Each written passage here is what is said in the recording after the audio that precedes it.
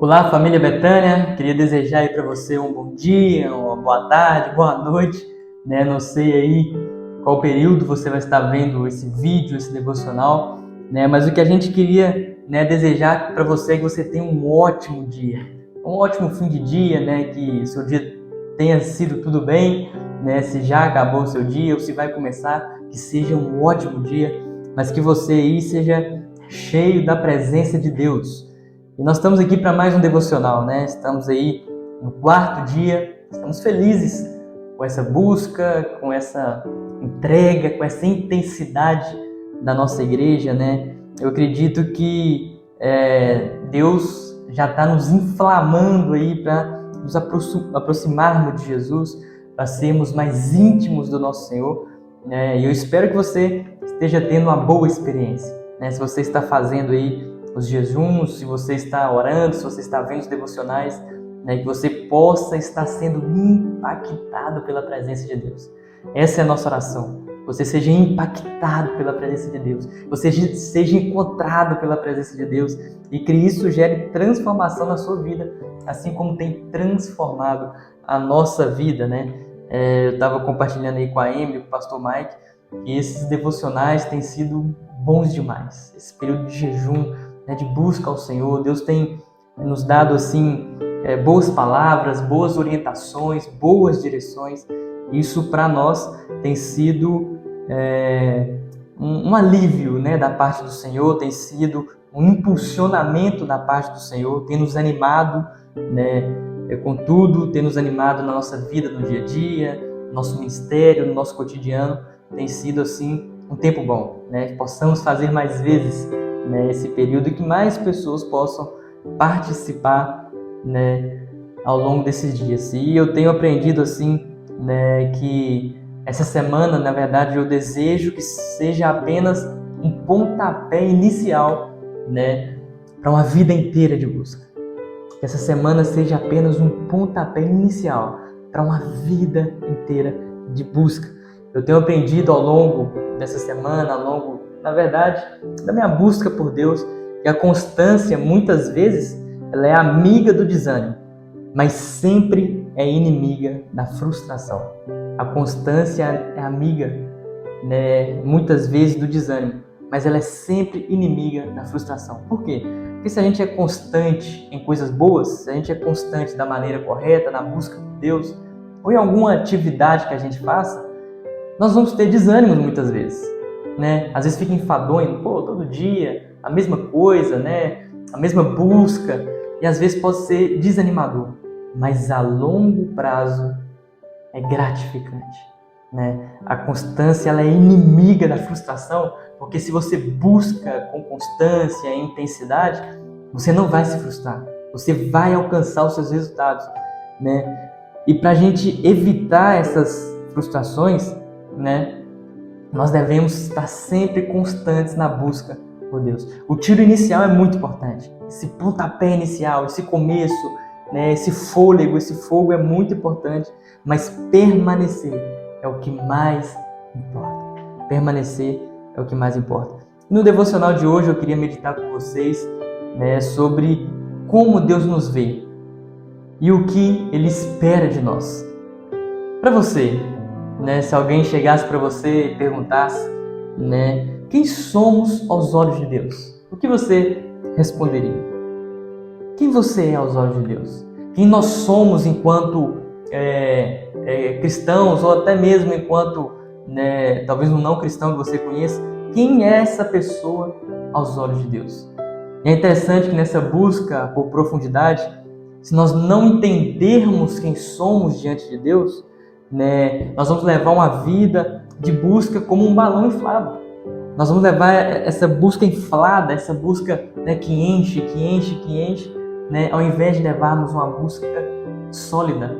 O problema, né, do inflado é que se ele estoura, ele logo acaba. O inflado basta uma agulhinha para estourar e acaba. E se nós tivermos uma busca inflada por Deus, qualquer coisinha que nos estourar, nós vamos acabar. Qualquer coisa que esbarrar com a gente, nós vamos estourar. E aquilo que nós levamos, às vezes, tempo para encher, vamos esvaziar imediatamente.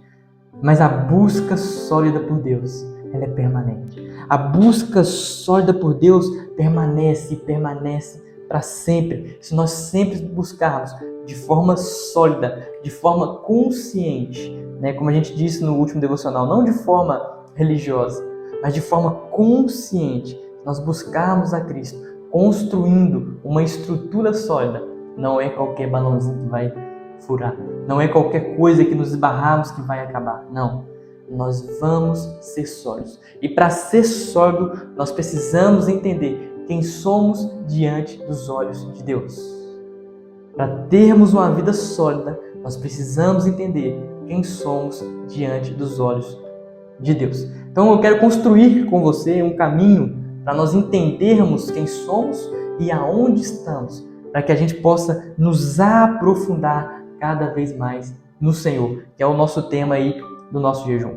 E para iniciar essa conversa, essa meditação, esse entendimento, eu queria ler com vocês Romanos 3, verso 23. Abra sua Bíblia, se quiser dar uma pausa nesse vídeo para abrir a sua Bíblia, Romanos 3, verso 23, para você procurar. Diz o seguinte, é um versículo conhecido de todos, talvez você já ouviu esse versículo ou ouviu alguma pregação em cima dele. E diz o seguinte, todos pecaram e não alcançam o padrão da glória de Deus. Olha só, todos pecaram e não alcançam o padrão da glória de Deus. Tem uma tradução que é mais famosa que diz o seguinte, todos pecaram e carecem da glória de Deus. Ou todos pecaram e estão distantes da glória de Deus.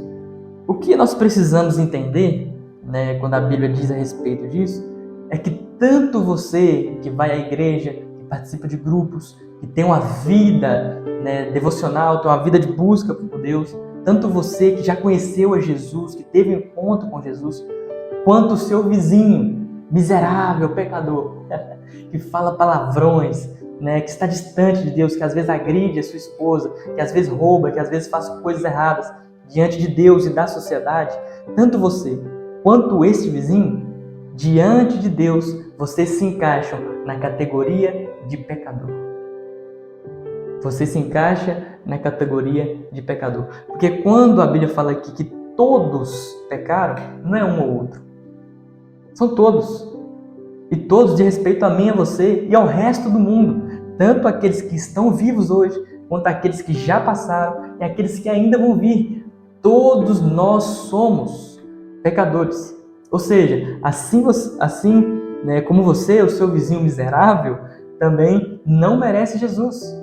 Eu não mereço Jesus. Nossos vizinhos não merecem Jesus. O mundo não merece Jesus. A cidade não merece Jesus. Ninguém merece Jesus. E o primeiro passo para alcançarmos essa profundidade em Deus é entender isso. É entender que nós não merecemos Jesus. Não há nada que a gente possa fazer que nós vamos merecer Jesus.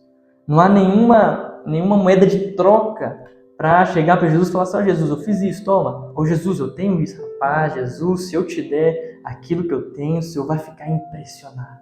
Não. Jesus, Ele é criador de tudo, Ele é dono de tudo.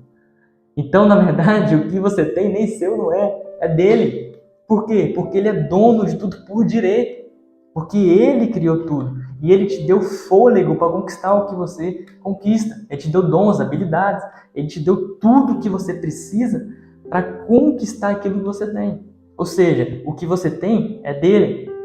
Então nós precisamos entender isso, que tanto nós quanto aqueles que ainda não conhecem Jesus, nós não merecemos Jesus, porque nós pecamos.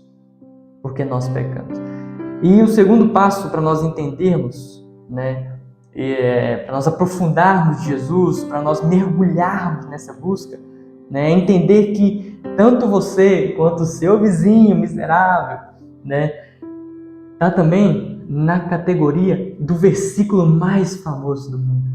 Qual que é o versículo mais famoso do mundo?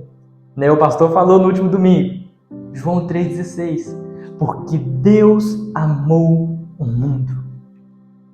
Quando vai fazer o checklist da sua vida e da vida do seu vizinho distante de Deus, vai estar lá, pecador.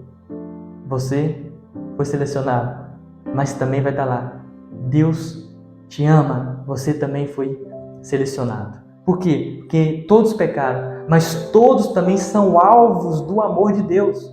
Deus ama a sua criação. Deus ama todos aqueles, né, que existem sobre a terra, todos aqueles que já passaram e vão passar por aqui, é alvo do amor de Deus. Deus não criou o mundo e simplesmente abandonou. Deus não criou o mundo e simplesmente odiou. Não, Deus ama o mundo que Ele criou. E para nos aprofundarmos em Deus, nós precisamos entender que nós somos alvos do amor de Deus. Nós somos alvos do amor de Deus. E não importa o que você já fez como pecador, não importa, né, aquilo que você fez de ruim, você não deixa de ser alvo do amor de Deus. Talvez pessoas te acusem, talvez pessoas te odeiem, talvez pessoas te rejeitam, mas o Senhor Jesus, Ele deu a sua vida por causa de você. Existe demonstração de amor maior do que essa? De alguém que entrega tudo o que tem, de alguém que morre, de alguém que sofre, de alguém que abre mão de glórias, riquezas, trono, poder, para se humilhar e pagar um pecado que Ele não cometeu. Tem amor maior que isso? Tem entrega maior que essa? Existe, né, algo mais glorioso ou mais digno de honra do que um amor desse? Não existe. Por quê? Porque tanto você quanto o seu miserável vizinho é alvo do amor de Deus. Nós somos alvos de amor de Deus. A cidade de Camaquã, Rio Grande do Sul, é alvo do amor de Deus. O Rio Grande do Sul é alvo do amor de Deus. O Brasil é alvo do amor de Deus. Nós somos alvos do amor de Deus. Todos pecamos, mas todos somos amados por Deus. Todos erramos, mas todos somos amados por Deus. Todos estamos distantes de Deus, mas todos recebemos a graça de Deus. Se nós acreditarmos e nos entregarmos nessa busca pelo Senhor, nessa busca mais profunda pelo Senhor. Agora o terceiro ponto, que às vezes vai diferir, né, você do seu vizinho miserável, né, que vai, né, trazer essa distinção, né, de pecadores e pecadores. O que destrincha, né, o que difere, na verdade, um do outro, é que uma classe de pecadores reconheceu o seu pecado e se entregou para Jesus. A outra classe ainda está cega e não reconhece o amor de Jesus.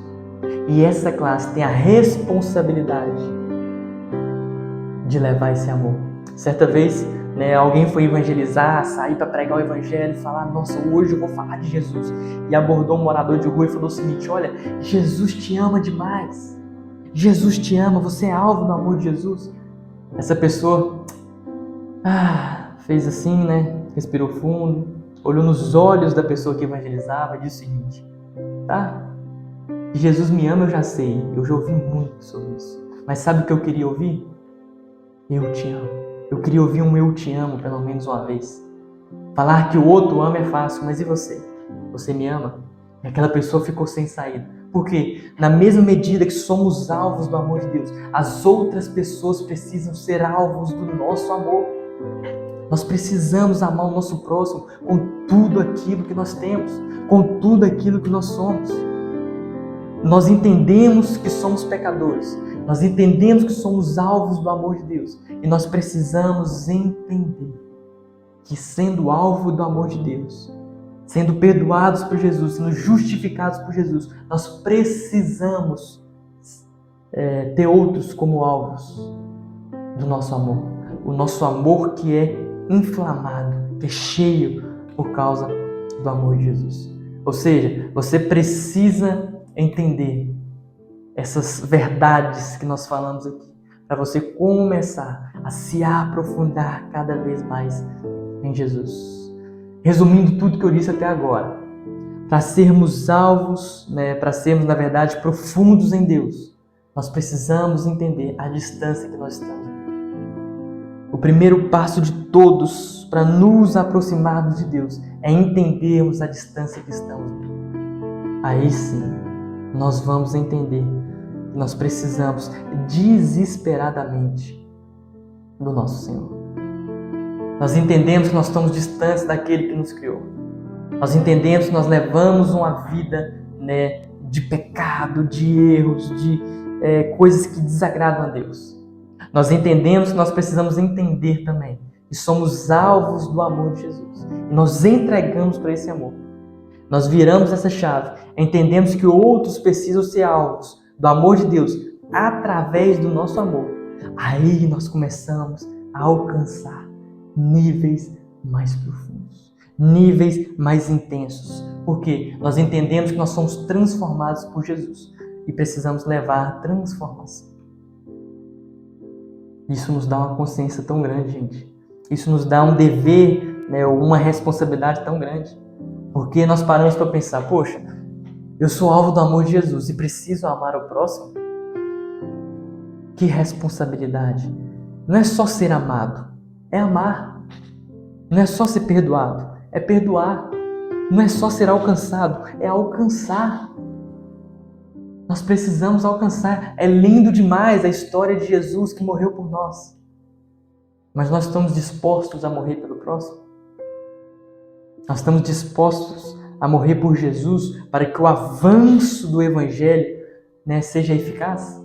Nós estamos vivendo uma série na nossa igreja, enquanto fazemos esse jejum, chama Pescadores de Homens. Para pescar homens, nós precisamos entender que nós estamos distante de Deus e que nós fomos pescados por Ele. Nos aproximando de Deus, nós entendemos essa grandeza de Deus. Certa vez perguntaram, na verdade, um filho perguntou para o seu pai, falou, pai, qual que é o tamanho de Deus? Eu sempre falei de Deus, que Deus é legal, que Deus é grande, que Deus é poderoso, que Deus criou tudo. Mas qual que é o tamanho de Deus? Como que nós vamos medir a Deus? E o pai, estava passando assim, e no mesmo instante que o filho fez essa pergunta, estava passando um avião lá no céu. O pai teve um insight, teve um start na hora, e ele falou o seguinte, filho, tá vendo aquele avião? Qual que é o tamanho daquele avião? E aí o filho, nunca tinha voado de avião, só via avião no alto assim, falou, pai, para mim avião é pequeno demais, olha lá, um pontinho no céu, então o avião é muito pequeno. E aí ele pegou o filho e falou assim, filho, eu vou te mostrar a realidade de um avião, o verdadeiro tamanho de um avião. E aí o pai colocou aquele filho no carro e caminhou, e andou por quilômetros assim até chegar no aeroporto, levou seu filho e falou, olha, tá vendo aquele avião? É o mesmo que está lá no céu. Ele falou, o quê? Como assim, pai? Aquele é pequeno, esse aqui é grandão. Nosso avião é grande demais. E aquele filho ficou surpreso com o tamanho do avião. E aí o pai aproveitou para fazer essa aplicação. Tá vendo, filho? Nisso que você está vendo, se responde a sua pergunta. Deus, às vezes, é pequeno demais para aquele que está distante. Mas quando nos aproximamos de Deus, nós entendemos a grandeza do Criador dos céus e da terra.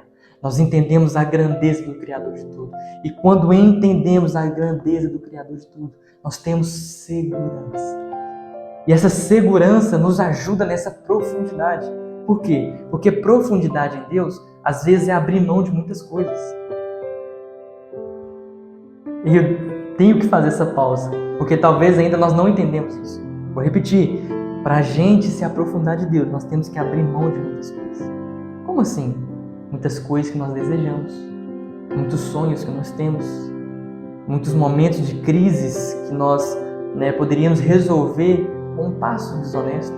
Talvez você enfrente uma crise financeira, dívidas e tudo mais, e você pensa, poxa, mas se eu der um calote aqui no meu cliente, ou então se eu fizer um empréstimo e sumir, nunca mais pagar, ou então se eu fizer isso e aquilo, ou então se eu dar rasteira em alguém, então você vai maquiando formas de burlar a crise que você enfrenta.